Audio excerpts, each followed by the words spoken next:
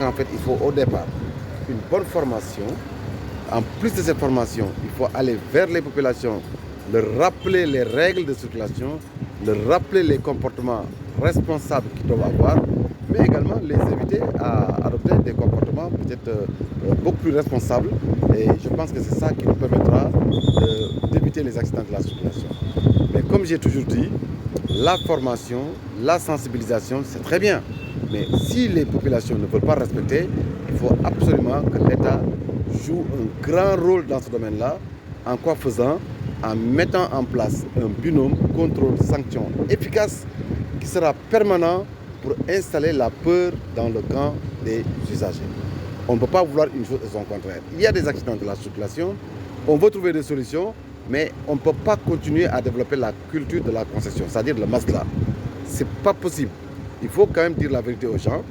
Et s'ils ne veulent pas accepter, il faut qu'on force reste à la loi. Donc aujourd'hui, ce qu'on est en train de faire, c'est de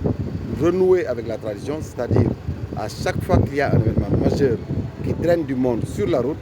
on va vers les populations là, vers ces usagers et leur donner la bonne information en les invitant à être prudents, mais à être également tolérants sur la route. directeur ci wolof rek nga wax ni tuuti nouvelle prévention routière taxawaayam ak waaw nouvelle prévention dafa di kuréel goo xamante ne gii li ko tax a jóg mooy xeex accident de la circulation accident nag nekk na lu doy waar ku ko xamul c'est parce que daf la musul dal wala dalul sa mbokk mais gis nañu accident boo amee gaañu yi ci am yoo xamante ne mën na la yóbbu hôpital pendant des mois ou même peut-être pendant des années gis nañu également ñi ci ñàkk seen bakkan mu nekk lu tiis lu doy waar et gis nañ même jamono yii ñu génn nii gis nañ ñi nga xamante ne ñàkk nañ seen bakkan ci tali bi bëri nañ trop da ngay toog sa ñu ne la en une semaine 2 semaines lu tolloo 15 personnes 20 personnes ñàkk nañu seen bakkan ci ko tali bi alors mu nekk loo xamante ni nag wax dëgg yàlla mënuñu nag continuer à être des spectateurs comme nouvelle prévention routière rôle am moom mooy xeex maanaam accident fexe ba accident jóge fi fexe ba accident wax dëgg yàlla même bu fi jóge it mu néew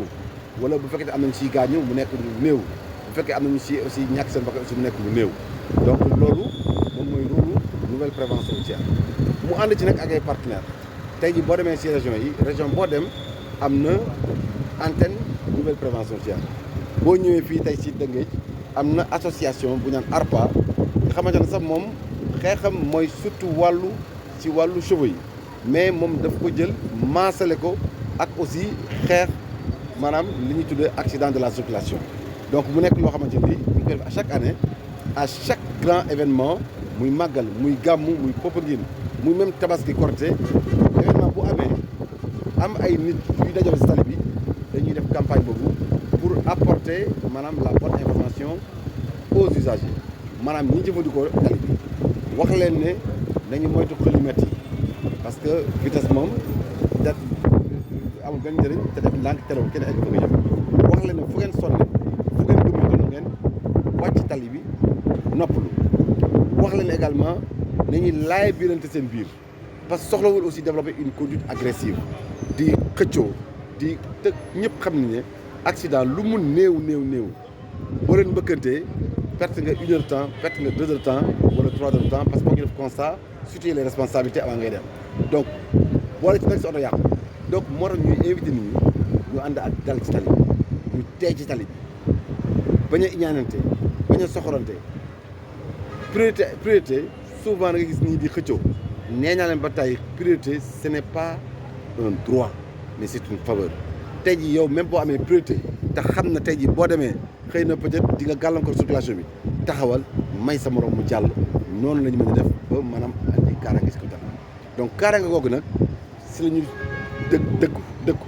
si la ñu nekk tout le temps saa yi ñuy yeewoo moom la ñuy wax saa yi ñuy tëdd moom la ñuy wax li ñu bëgg mooy lan mooy jàmm yaramu askan wi xëy na nag mënuñu matale fépp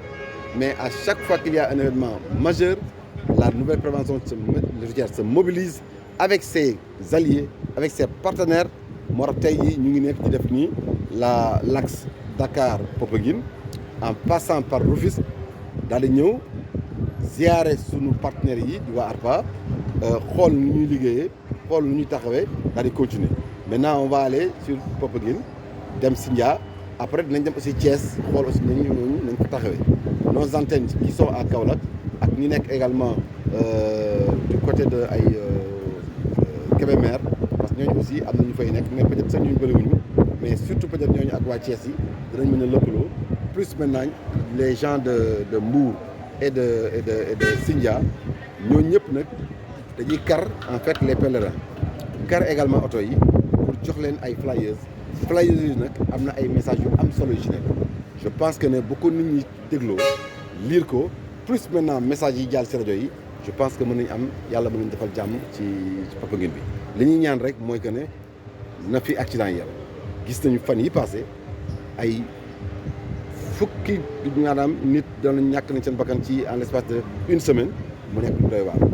bu weesoo loolu avant même amoon na au moins 24 personnes yu d'accord donc dañu bëgg rek ne na fi yem bu fekkente ne aussi mu fi yem aussi na néew lool parce que wax dëgg yàlla accident bu la dalee la cay fekk métti na trop lu tiis boo ñàkkul sa bakkan am nga ay gaañu-gaañu te gaañu-gaañu yooyu yu ci bëri en général daf lay def handicapé à vie dañ ñaan yàlla musal ci loolu. En fait, il faut au départ une bonne formation. En plus de cette formation, il faut aller vers les populations, leur rappeler les règles de circulation, leur rappeler les comportements responsables qu'ils doivent avoir, mais également les inviter à adopter des comportements peut-être beaucoup plus responsables. Et je pense que c'est ça qui nous permettra d'éviter les accidents de la circulation. Mais comme j'ai toujours dit, la formation, la sensibilisation, c'est très bien. Mais si les populations ne veulent pas respecter, il faut absolument que l'État joue un grand rôle dans ce domaine-là. En quoi faisant? En mettant en place un binôme contrôle-sanction efficace qui sera permanent pour installer la peur dans le camp des usagers. On ne peut pas vouloir une chose et son contraire. Il y a des accidents de la circulation, on veut trouver des solutions, mais on ne peut pas continuer à développer la culture de la concession, c'est-à-dire le masla. Ce n'est pas possible. Il faut quand même dire la vérité aux gens.